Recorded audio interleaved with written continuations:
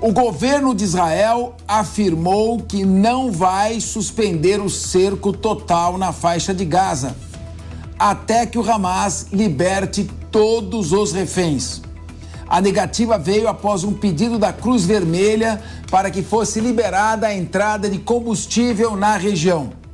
Além da falta de combustível, a faixa de Gaza segue sem energia elétrica e sem água. Vamos conversar agora com Sandro Teixeira, professor. Daqui a pouquinho a gente vai conversar com o professor Sandro Teixeira, não está ainda no ponto. Vamos aguardar, iniciando imediatamente com nossos debatedores. Vou começar aqui com o professor Acácio Miranda sobre a questão do direito internacional. Até que ponto a pressão internacional, a pressão da ONU, das Nações Unidas, da Cruz Vermelha, de muitos países, pode fazer com que Israel alivie o cerco que está sendo feito à faixa de Gaza, onde não entra comida, não entra água e a eletricidade está cortada, professor? Capês, boa tarde a você, boa tarde a todos que nos acompanham. Essa pressão internacional será desrespeitada, inobservada e não fará qualquer efeito em Israel. Historicamente, a Convenção de Genebra e todos os tratados que regulamentam esse direito de guerra, eles são tratados através do Conselho de Segurança. E nós sabemos, já discutimos em outra oportunidade, não há qualquer decisão do Conselho de Segurança. E por mais que o veto provavelmente tenha sido exercido por Rússia ou China, Israel aproveitará esta circunstância, acrescerá a isso a narrativa do Hamas ser um grupo terrorista e, diante deste contexto, fará todos os ataques que forem necessários. Inclusive, discutíamos aqui anteriormente, essa é a grande oportunidade de Israel tem de fazer ataques contundentes à faixa de Gaza e aos grupos que controlam a faixa de Gaza. César Dario Mariano, além de promotor de justiça, você tem instrução militar. Em que medida este cerco e o asfixiamento do Hamas, mas também da comunidade palestina que é vítima do Hamas, traz resultados efetivos do ponto de vista operacional? Boa tarde aos telespectadores, boa tarde aos colegas. Israel não vai parar e não pode parar. Israel já teve a oportunidade de aniquilar o Hamas há pouco tempo e foi apunhalado pelas costas. Não acreditava que o Hamas fosse capaz, operacionalmente, de fazer um ataque desse tipo. Tudo o que Israel está fazendo agora está dentro da cartilha de combate anti-guerrilha e antiterrorismo. Ele vai sufocar os guerrilheiros e, com isso daí, infelizmente, também vai sufocar a população civil e vai fazer uma operação de limpeza. Primeiro, vai limpar o terreno através da artilharia, não vai deixar nenhum prédio onde os guerrilheiros, os terroristas possam se abrigar. No segundo momento, vai entrar com os blindados mais leves, armados com metralhadoras, canhões pequenos, provavelmente com as suas tropas especiais atrás. E vai fazer uma operação que nós chamamos de martelo bigorna. Já está sendo feito o cerco, já foi feito o cerco. Essa tropa vai levar todos esses terroristas até a bigorna. E lá eles serão literalmente aniquilados. É isso que Israel irá fazer. Está dentro dos combates contra a guerrilha, contra terrorismo. E não há mais o que fazer. Como eu disse, infelizmente, quem sofre é a população civil, que também é vítima desse grupo terrorista, o Hamas. Ricardo Rous, os Estados Unidos, o presidente Joe Biden determinou o deslocamento de um porta-aviões àquela região. Evidentemente, o porta-aviões, Israel não precisa de um porta-aviões para bombardear o Hamas. A superioridade bélica é indiscutível e existe uma assimetria muito grande. Esse porta-aviões deslocado seria um recado ao Irã para que não se envolva, ou um recado à Rússia dizendo estamos aproveitando o momento para já nos instalarmos aí nas proximidades? Como é que você vê a possibilidade de um conflito se espalhar regionalmente e depois em todo o mundo? Boa tarde, Capês. Boa tarde aos meus colegas debatedores. Boa tarde a todos vocês que nos acompanham aqui na Jovem Pan. Olha, eu acho que o deslocamento desse porta-aviões para Israel, para o mar Mediterrâneo, é um recado para o Irã especificamente, para o Irã não se envolver nessa guerra, nesse momento. A gente sabe que o Irã financia, tem ligações, né, com o Hezbollah, com outros grupos que até agora não se manifestaram. O Hezbollah disparou alguns foguetes ali na parte norte de Israel. Enfim, foram duas questões pontuais que a gente acompanha até agora, mas mais uma mensagem para o pessoal do Hamas para dizer, olha, estamos apoiando aqui, mas não, de fato, se envolveu nisso. Acho que essa mensagem dos americanos tem a ver com o Irã, porque o Irã, sim, vem aumentando seus tentáculos na região, principalmente depois da morte do Saddam Hussein no Iraque, onde ele conseguiu, o Irã que tem sua maioria de xiitas, e o Iraque também conseguiu colocar seus tentáculos ali, e o Irã seria, sim, para mim, um grande sinal do problema se estender pelo mundo, talvez, porque a Rússia e a China têm ligações com o Irã, e os americanos já se posicionaram, e acho que você fez uma leitura muito boa. Também vai um recado para a Rússia ali, já tendo o maior porta-aviões do mundo colocado ali no mar Mediterrâneo, numa ajuda, vamos assim dizer, a Israel. Mas eu acho que é uma mensagem direta para o Irã. Renato Batista, eu vou também nessa linha. Ontem, o presidente Vladimir Putin fez um comentário dizendo: quem os Estados Unidos pensam que vão ficar assustados com esse porta-aviões? Ou seja, ele assimilou o golpe, de que pode até não ter nenhuma relação com a Rússia. Mas a frase dele pode ser interpretada como ele achando que é um deslocamento tático dos Estados Unidos nesse momento. Qual a sua opinião? Sem dúvida, Capês. Primeiro, boa tarde a todos aqui, os nossos colegas. Hoje também, Capês, o Hamas chegou a divulgar um vídeo em que mostrava a fabricação de foguetes, e isso era feito com tubulações de água e esgoto. Então, quando a gente está falando aqui de apoio de outros países com relação ao Hamas ou com ajuda internacional, a gente precisa ter muito claro que muitas vezes os terroristas eles se utilizam e ficam por detrás desse véu da ajuda humanitária para cometerem os seus crimes. Muitas dessas tubulações de água e esgoto foram construídas com recursos internacionais. Então a gente precisa ter isso em mente e parar de colocar terrorista por trás desse véu de ajuda humanitária. Capês? Muito bem. Consulta a produção se já podemos conversar com o professor Sandro Teixeira. Então, vamos conversar com Sandro Teixeira, professor do programa de pós-graduação em Ciências Militares da Escola de Comando e Estado-Maior do Exército. Muito boa tarde, professor. Muito boa tarde, Fernando. Muito boa tarde aos debatedores do programa. É uma satisfação aqui estar. O César Dario Mariano estava comentando sobre a questão operacional. Como deve Israel operacionalmente se conduzir nesse momento em que há uma série de crianças, mulheres, velhos sendo usados como escudos humanos e, ao mesmo tempo, a ação necessária de artilharia para reduzir possíveis esconderijos dos terroristas pode também provocar baixos efeitos colaterais. Em que medida Israel deve fazer isso se somente a infantaria, o ingresso em terreno local é que poderia permitir a eliminação completa, pelo menos dos terroristas que se encontram na faixa de Gaza? Muito boa tarde, professor. Bom, Fernando, aos nossos debatedores e à nossa audiência que nos assiste aqui.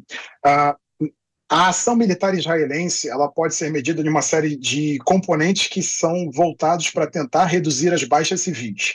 Então, por exemplo, quando a artilharia israelense ou o poder aéreo israelense é mobilizado para bater um determinado alvo, atacar um determinado alvo, uma edificação, uma casa, um grande edifício, até como vocês têm visto nas imagens, quem tem acompanhado o conflito, é feita uma série de medidas de guerra eletrônica, de guerra informacional, ou mesmo até a utilização de meios de munições para que indiquem que aquele local é um ataque, ou são enviadas mensagens de SMS para todos os celulares na área, indicando que deve-se sair daquela área, porque aquele alvo vai ser atacado.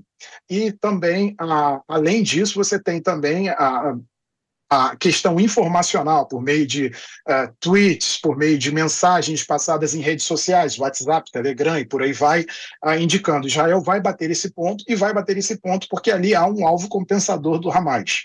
Além do Hamas, a gente também tem que lembrar que os ataques israelenses em Gaza são voltados também para os outros grupos. para a Jihad Islâmica Palestina, para as Brigadas dos Mártires de Al-Aqsa, além de outros grupos que, nesse momento, desde os ataques de sábado, demonstram estar sob o comando do Hamas nessa grande ofensiva contra Israel. Quanto à ação terrestre, que cada vez mais se desenha como uma ação possível, Israel deve utilizar seus meios de engenharia, com grandes bulldozers, grandes tratores blindados capazes de limpar, porque todo esse poder de fogo que está sendo despejado sobre Gaza agora, ele gera uma grande quantidade de ruínas, que acabam sendo também armadilhas para a tropa que ataca. O combate em área urbana é um dos combates mais difíceis, uma das missões mais difíceis a ser dada a um exército. Então, meios de engenharia devem ser utilizados com infantaria mecanizada, ou seja, infantaria protegida por carros de combate e blindados de transporte de infantaria. Os carros de combate devem aí apoiar com fogo direto, né, o que é popular chamado de tanque, deve fazer fogo com seus canhões em algumas áreas onde a infantaria precise rapidamente ali de apoio. Entretanto, friso que, mesmo que Israel faça uma ação terrestre, ela não deixará de manter uma campanha aérea nesse sentido. A ideia de um cerco indica que Israel não só está preparando, concentrando forças nas fronteiras de Gaza para fazer essa eventual ação terrestre, mas também ele cortando água, combustível e comida, ou a entrada desses itens em Gaza. Isso indica também uma sinalização para a população que abandone as áreas, ou para que vá em áreas protegidas, como, por exemplo, as instalações da ONU que existem em Gaza, das agências da ONU que existem em Gaza, porque ali é uma área que provavelmente Israel não deve bater, não deve atacar. Então, nesse momento, o que nós estamos vendo sendo desenhado é isto. Professor, na Idade Antiga, na Antiguidade, o exército romano tinha como estratégia, muitas vezes, fez isso com os bretões, fez também com a fortaleza de Massada, o cerco prolongado até a capitulação total. Nessa época não tinha comunidade internacional pressionando, não tinha internet, não tinha imprensa, e o cerco se prolongava por muitos e muitos tempos, às vezes por anos. Neste caso, a estratégia do cerco é uma estratégia limitada no tempo, uma vez que há civis que poderão ser vítimas da falta de alimento e comida, Israel deve iniciar logo uma ação efetiva, ou, pela sua experiência militar, do ponto de vista operacional, esse cerco deve se prolongar por mais tempo para dar tempo da população sair, se é que o Hamas vai deixá-la sair? Bom, Fernando, cercos são sempre ações militares que se despreendem do tempo, né? Eles são sempre ações que duram no tempo. Entretanto, o padrão dessas rodadas de combates e conflitos entre Israel e os grupos militantes / terroristas palestinos, eles são rodadas de combates que muitas vezes são rápidas. Então, lembro a vocês da Operação Chumbo Fundido, que foi contra Gaza, contra o Hamas em Gaza em 2009, durou 1 mês e 10 dias. Lembro de 2012, Margem Protetora, que foi 1 semana. Lembro da Operação Escudo Defensivo, que foi em 2014, que foi uma operação que durou 1 mês e foi a última ação terrestre em Gaza. Então, por mais que cercos se prolonguem no tempo, no caso do conflito israelo-palestino, esses tipos de cercos, normalmente, esses combates não duram muito tempo, eles levam 1 mês, no máximo 1 mês e meio. Isso se dá tanto pelo poder de fogo que Israel possui, quanto pela questão de que estes grupos precisam travar uma guerra contra Israel para manter a sua, como eu posso dizer, a sua questão de demonstração de que estão numa luta por uma suposta libertação do povo que eles mantêm reféns, que é o povo palestino, como se pode observar em Gaza. Então, o corte de água, o corte de combustível, as usinas de Gaza são movidas a combustível, a óleo, né? E o corte de comida tendem a produzir um efeito catastrófico muito rápido em Gaza. Nós estamos falando de uma das áreas do globo mais densamente povoadas, são 365 quilômetros quadrados, seria mais ou menos 1/4 da cidade do Rio de Janeiro, por exemplo, onde moram 2 milhões de pessoas. Então, cortar a água e a comida desse local, assim como o combustível que mantém a única usina elétrica no local que funciona, produz um efeito muito rápido, produz um efeito que vai levar a população a um grande nível. Agora, isso também indica em cortar meios da força opositora a Israel, ou seja, dos terroristas do Hamas e de outros grupos que estão sob seu comando neste momento. Professor, O professor Acácio Miranda, que é especialista em direito internacional, e os outros debatedores também querem fazer perguntas. Então, ele vai fazer uma pergunta ao senhor. Professor, boa tarde. Pegando um gancho até na pergunta do professor Capês e olhando sob duas perspectivas. Primeira perspectiva, nós não devemos confundir o Hamas com o povo palestino. E em segundo lugar, nós sabemos que a maioria da população que está na faixa de Gaza não é vinculada ao Hamas e estará sofrendo as circunstâncias desse cerco feito por Israel. Você imagina, sob o ponto de vista militar, que essa seja uma estratégia de Israel para colocar o povo palestino que está na faixa de Gaza contra o Hamas? Bem, Acácio, sem dúvida é uma ação israelense. Essa ação israelense já começa desde essa ação no sentido de tentar colocar o povo palestino não só na faixa de Gaza, onde sofre o jugo direto do Hamas, mas também na Cisjordânia e em todo o mundo árabe, como procurando demonstrar o Hamas e os grupos terroristas que ali surgem como grupos que exploram o sofrimento do povo palestino e a não resolução da causa Israel-Palestina. A gente tem uma série de mensagens passadas por Israel na internet, no espaço informacional, mostrando claramente isso. Então, foi falado antes da minha entrada na questão da utilização de canos de água e de esgoto para a fabricação de mísseis. E isso é muito explorado por Israel. Veja, eles destroem o saneamento básico para fazer armas. O dinheiro da ajuda humanitária muitas vezes é desviado ou capturado por esses grupos. Comboios de ajuda humanitária são roubados por esses grupos que controlam o acesso à comida e à água que entra na faixa de Gaza. Então, sim, há uma estratégia israelense também. O cerco também indica uma potencial ação israelense no sentido de dizer à população ali em Gaza: este cerco está sendo imposto por causa do Hamas, não por causa de vocês. Há dentro do cálculo não só militar de isolar uma força em um determinado ponto, não só isso, mas também demonstrar àquela população que apoiar o Hamas pode custar muito caro, né? E inclusive com riscos à própria vida. Então, não apoiem esse grupo. A mensagem que Israel passa é muito clara nesse sentido. Professor, nós agradecemos bastante as suas informações e vamos voltar a contactá-lo aí em outras oportunidades sobre a questão dessa problemática operacional envolvendo a ação contra o Hamas. Muito obrigado, uma boa tarde para o senhor, professor. Eu é que agradeço e uma ótima tarde a todos.